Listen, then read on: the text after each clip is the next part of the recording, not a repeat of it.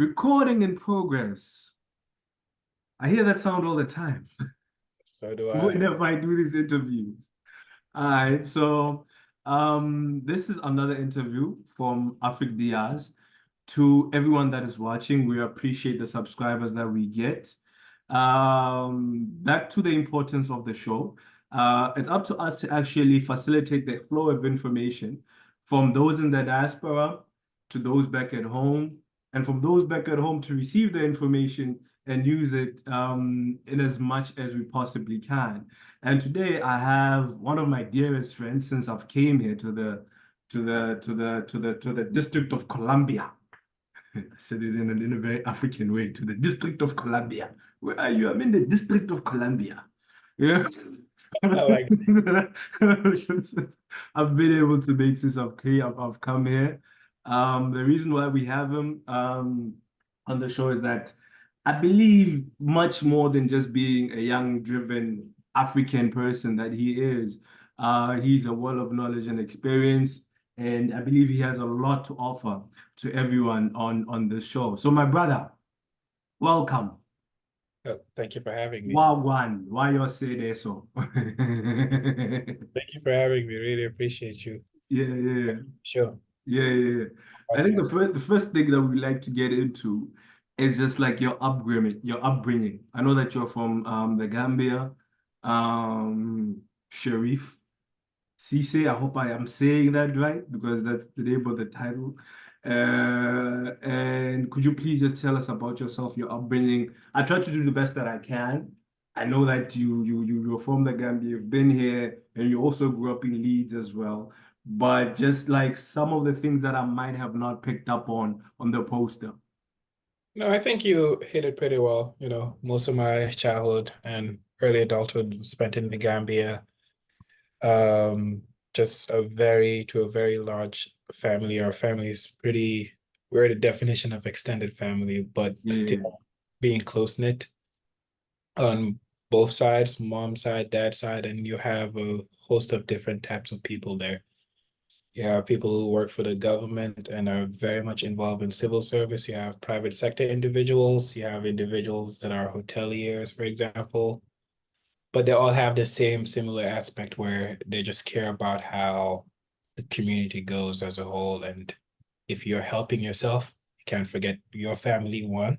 Most def. You can't help everyone outside your family. So the neighborhood, your friends, the immediate community, and then of course the Gambia as a whole. So it's that with that mindset is how we were basically generally brought up most of the time, and it's something we still have to hold to this day, and they still put pressure on you, regardless Yeah. of who you are and how you do things. Yeah. My next question is in two parts. Okay. What was it like growing up in the Gambia? Because I've really never studied the Gambia at all. So I'm a little bit, I don't have like any images of the Gambia. And the second question would be, why did you choose to come to the diaspora?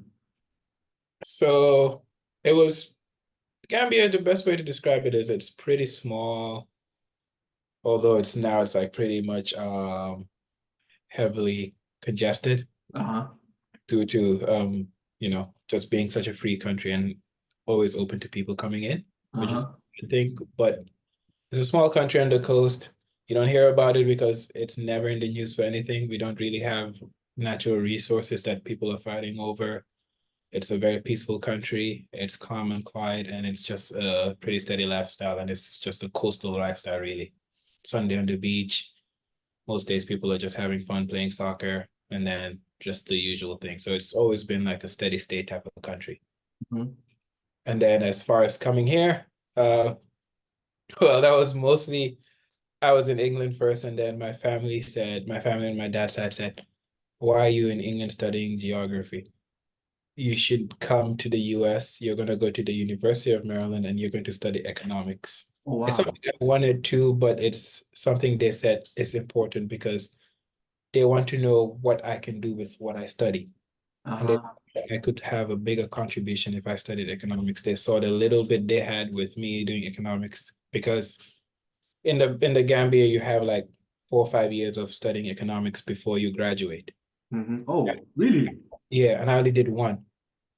So because it wasn't something I was interested in. I used to do a lot of art. So I was more Uh-huh. interested in arts. And then in my last year, which would be the third year of most people, I decided to do econ and I did really well to a point where they're like, okay, this is really what you should consider. You should not do the other. Yeah. But that's how it happened. And then of course moved to the DMV, did as they say, went to University of Maryland, studied economics, Yeah. and I've been here since. And then of course we met last year, 2 years ago, sorry, wow, time flies. But at the at SIS because I decided with my economics degree, I wanted to pursue international development to actually have that mindset and develop the tools that help me help others basically. Yeah. Yeah. No, one other important thing I felt was necessary is that anyone from AU should also know that you're always dissing our gym, which I do not like. Mhm. For the gym in Maryland. So hooray to Maryland. But yeah, anyone that sees you around the gym, yeah, I should give you a piece of that mind.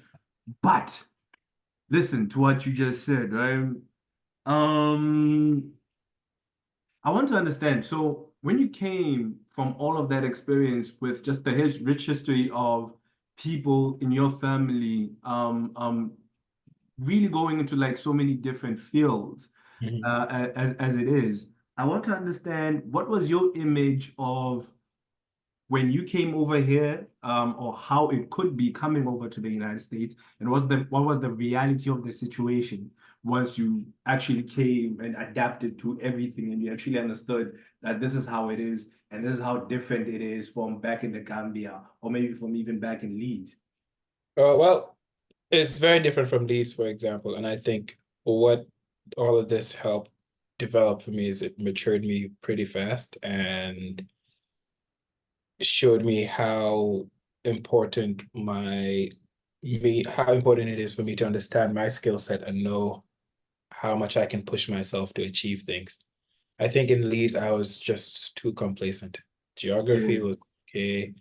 The lifestyle of the country was okay, but I didn't really have any target or goal with that. It was just I'm just there.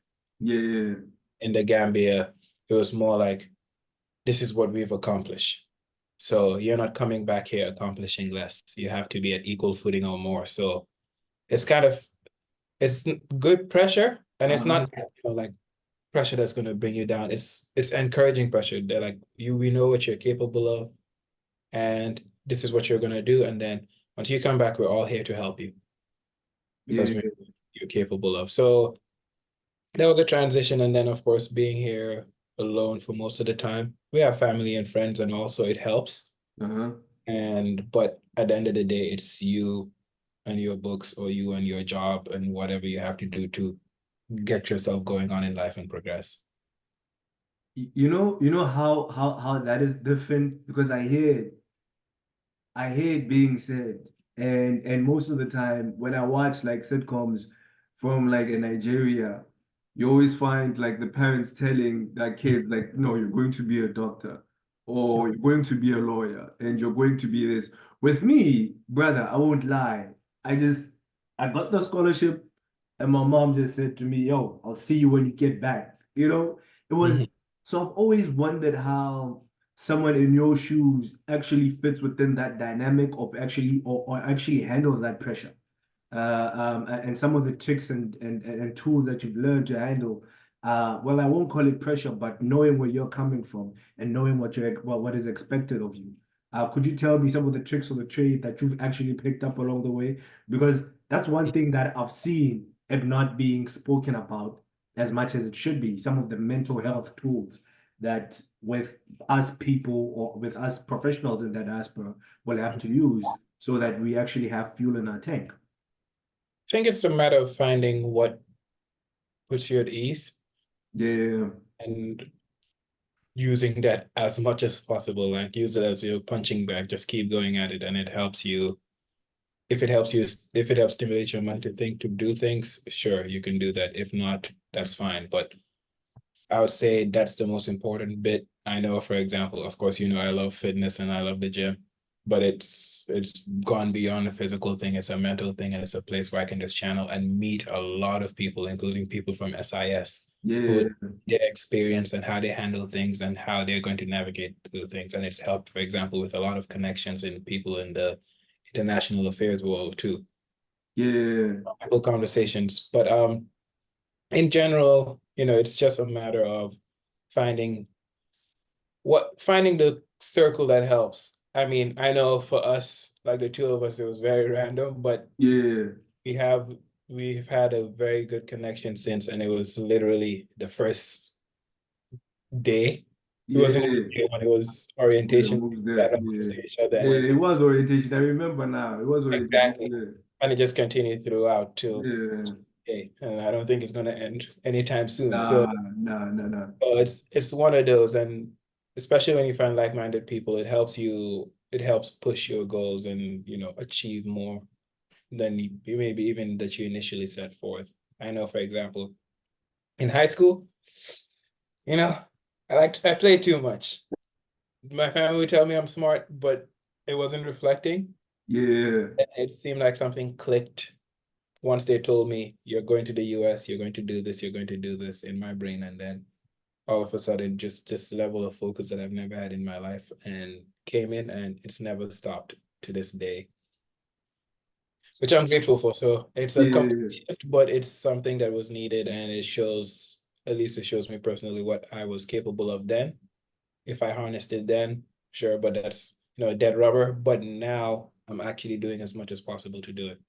Even So, graduate school was my choice. It's not like oh yeah. it was something I was pushed. I already did my part, but I felt I You needed to do. needed to. You needed to go that extra yard because that was my second line or my next line of questioning. If that's then the case, then what drives you? Because I won't lie, I'm doing international development, and I came into this. I was wide-eyed, I was energetic, Mhm. but then, brother, you've seen me go toe to toe with some of these professors. You've been in class, man, and it's just like, yo, it takes a toll on me because there are so many. Once you see there are so many injustices and there are so many things that aren't working properly, and the international community or the INGOs that we looked up to, and once you uncover some Oh, of the there. dirt that they keep under the carpets, like Yeah. sky-high molds, it just gets to your mental. So with you knowing what you know and maneuvering how you've been able to maneuver, I don't even think we've actually talked about what you do actually on a day-to-day basis. But then what would you say kept you being driven? And then you can enter into what your work is right now. Well, I mean, for example, to touch on the classes and just the professors and some of the things you have to go through. Yeah. Sometimes I hear comments that absolutely blow my mind and think, if these are the people who are supposed to guide this next generation that's sitting in front of them, we have a major problem. Yeah. But you can that can discourage you, of course, especially when you're like, I am just a little dot in the whole Yeah. when we actually do get into whatever we'll do. Yeah. But you have to kind of look at that and say, okay, this is what I have to do then. It tells you, okay, these guys clearly don't understand the scene. And then for us who have lived it, experience education there and just growing up there and the culture there, to coming here, experiencing growing up here and the culture here, Mm. they're more valuable than we think. Even if it's not with an organization, we can still do it individually at a very grassroots level, which is something I know you like to focus on a lot, and More grassroots. Yeah. focus on just starting from the very, very beginning all the way to the top. I Mhm. think stuff like that's very important because that's actually how you progress. And Mhm. if we're not doing it with the IMF or World Bank or FAO, whomever it is, we are going to do it ourselves in a small Yeah. capacity, but Yeah. eventually we can change the mold. Yeah.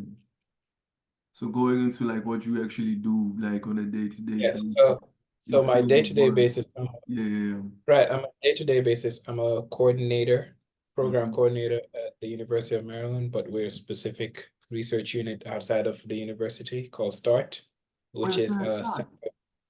yeah, so it's a center of excellence by the Department of Homeland Security. And what we do is we study terrorism, responses to terrorism, asymmetric warfare, conflict, stuff like that. So that's what the organization does as a whole. My part of it is mostly the economic and financial aspect of it. So I'm working on the proposals, and then the money that we do come in, that does come in from our grants, and just spending it, and just making sure we're connecting with whoever we're going to deal with in one of these countries that we're working to get some sort of research. For example, right now we're trying to get some consultants in West Africa to focus on climate-based security threats that we have. So small things like that, but that's generally my day. That's very far from being small. That's like the opposite. That's like the opposite of anything that would be small. You see this? If someone asks me like, "Yo, what's something that's small that brings you?" This is small. You are countering terrorists. That's not small. That's the. But yeah. Definitely not, but I always feel that I'm a piece. For example, I always want to do more with the research. I know some of the researchers are always reading my schoolwork now, not even to review, just because they like the way I write and how I Most focus on definitely. things. And of course, the different perspective we have, that blew their mind sometimes. They'll think, wow, because we did not live like this, we never knew how to think like this. So it's always interesting. And then of course, after work, we go straight to SIS and class. So that's generally the day. Yeah, so class is starting like today, tomorrow. Jesus, I'm not sure if I'm ready. Um, tell me, I think we're about to finish up because the importance of this has been just to show uh, just how things maneuver because this is why this is also very, very important. Um, when we show our experiences here in the diaspora, most times I'll show when you and I went to like the football game where I think our team lost horribly. Or we'll show or we'll show like maybe me going or falling at the ice rink or whatever the case might be. But it's very rare that you can give someone a blow by blow, if they're coming fresh from the airport and showing them, no, this is how I survived, or this is how I maneuvered, or these are some of the things that you will come across, or this is how you'll react to that thing. And my whole thing has always been about grassroots, you understand? And with me, I like to think of grassroots with everything. And I like to think that the most vital way to actually show information, actually to spread information, is to document some of this information. So I think I have only two closing questions. You see, it wasn't even a long interview. I was gonna say, by too fast. Yeah. My one question, which will just be at the end, would be, what would you say to that kid that's fresh off the airport, wide-eyed, has so many expectations, is so driven, and whenever they face challenges, how would you tell them to actually operate beyond those challenges so that they don't lose that innocence or they don't lose that touch? I'll say, throw it back to when you were 3 years old. Be a sponge. As soon as you come in, listen to people who have gone through the good and the bad of what we have to deal with here, and taking all their experiences and whatever shortfalls they have that you can avoid, and whatever steps they missed that you can take and jump a level above.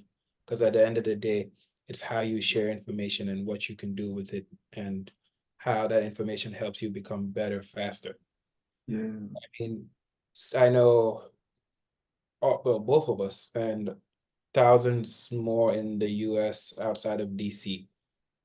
We don't have that establishment that most Americans have. Our parents are not from here. Our grandparents are not from here. So we really have no roots. Some of us had our parents come here. Some of us, we are the first generation. So that means there will be mistakes along the line. So you have to make sure you're just talking to the right people. It's not talking to everyone, of course, but talking to the right people who will tell you how to navigate. And of course, you're the one who will determine how to use those steps, because sometimes that's not the best information you're receiving, but it's still information you're receiving that you can process and help towards developing yourself. And you have to do it with a goal of, I'm always trying to be better today than what I was yesterday, whether that's physical, mental, financial, social. Just taking a step. You have to make it day by day. You have a long-term goal, but honestly, you have to move day by day because, as you know, with the US, it gets pretty fast and then it just engulfs you all of a sudden and you're a different person. So if you want to be a different person, be a different person in a good way, not in a bad way.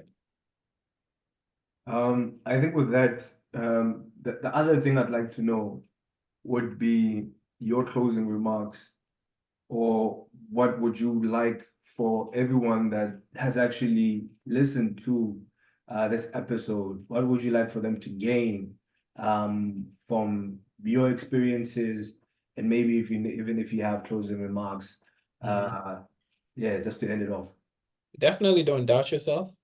Oh, yeah. If anything, have this mindset that you're almost capable of achieving almost anything at this point. So because you have to have that top level goal of how you want to accomplish things in life. And if you want to do anything here, you have to have self-confidence. I feel like the US is the definition of that. Sometimes it's oversold, of course, as we know with politics. You have to make sure you present yourself as, I am the best and there's nothing below me. But that is how you have to operate to achieve things here. So that is a very big thing I would like to tell people to follow up, because that's the only way you actually progress. And of course, another thing is, look, I did not start off in the Gambia. I'm telling you, it was very different to how I am now. So you have to make sure you know where you're doing things wrong and have that ability to reflect and say, okay, these are the things I need to improve on. And if I improve on this, this is how it's going to take me, how far it's going to take me and where I can go with this. And then more than anything, what I can put back to someone else coming in or staying in the Gambia. Because to me, wherever you're from, you have to make sure if you're having 50% success, put at least 10% back into where you're coming from, because that's the only way you're, not only will you continue to go up, but that's the only way they'll continue to go up. Because if the person before us did not have an opportunity, then we would not have an opportunity. So you always have to make sure you're helping the next one up. It's like a next man up mentality you have to have. True that, true that. I thought we were closing off, but you just said something that was so vital, that I was missing. And that would be, what were some of the challenges that you had faced? Um, a lot. Just as far as, I guess, depends what do you want to know in terms of what challenges, because they're academic challenges, they're life challenges, it's all No, I think when sometimes work challenges. the challenges that stand out to you, like you knowing, like for me, for instance, just the challenge of understanding that people can be rude as hell. Yeah, yeah, And you're like, yo, why that off energy? And it was right. something that I don't know. There was something that I wasn't used to, you know? Mm. And where I'm still dealing with it, how I'm dealing with it. But just like the challenges that stand out to you, it could be anything really. It doesn't, I think it's having a separation. yeah. Sometimes I feel like if you're in whatever you're in, you can be engulfed in it, especially if you have some private life issues that you may be dealing with, whether it's family health or your personal health or whatever. You have to know how to have a separation, and or if it's very difficult to separate it, use it as fuel to accomplish. It can be very dangerous to do that, Yeah. but you have to use whatever you can, whatever small crumbs that you can find to actually accomplish something. So that's what I would say. I mean, I've had a ton of challenges, from losing family members that I was not able to see there because, I'm here. And of course, it takes forever to get back to the continent when you're here, to just dealing with a lot of other situations. I mean, it can go from just people in the Gambia being stuck, I mean, with their situation coming into the US, for example, or vice versa. So I had to navigate through all of that, but it doesn't unfortunately or fortunately, however you want to look at it, to me, it's more of a positive thing. The Earth's still rotating, and you have to continue with your day. So that's all you have to know. So Most nothing's going def, to stop because you stopped. So why should you stop? most def, most def. No, I think my brother, it's been a very informative like interview, and I don't know, I'm gaining a lot of perspective. Um, just in terms of maybe the piece that is necessary for one to move forward, and just understanding of self, and just understanding how you can center yourself and still be able. I think that's the biggest thing I've learned from you, and I picked it up because I always like try to learn from anyone that's in my circle. Centering yourself so that you can be able to move forward and knowing who you are, and thank you for teaching me that lesson. One last thing, I see the Gambian art there upon the wall there, so Mhm. it looks beautiful. Yeah. Big ups to the Gambia. I should visit, man. You should, but also I should go down south to visit Lesotho as well. So That's what I'm saying. That's what I'm saying. Wakanda forever. a bunch of trips that are necessary. I know I told myself once I'm done with school, the first place I want to go visit is Tanzania. I don't know why, Yeah, but and then continue along that journey and just start going. And if I'm traveling, I'd rather know where I'm from more most than definitely. go to other places I've always been. Most definitely. Nah, come through, man. We'll be doing that. I'll go down south and visit you. Yeah, you'll give me a call. I'll show you around. Absolutely. I know it will be cold, but it's okay. Yeah. All right, man. Thank you. Thank you so much. I feel like it's been, oh, interview ending. I feel like it's been a beautiful time. Thank you for Absolutely. the lessons. Thank you for Oh no, everything. thanks for having me, man. And thanks for supporting. You're always there to support, man. So You know that's what it is. It's been a beautiful interview from Afric-Dias to everyone that's watching.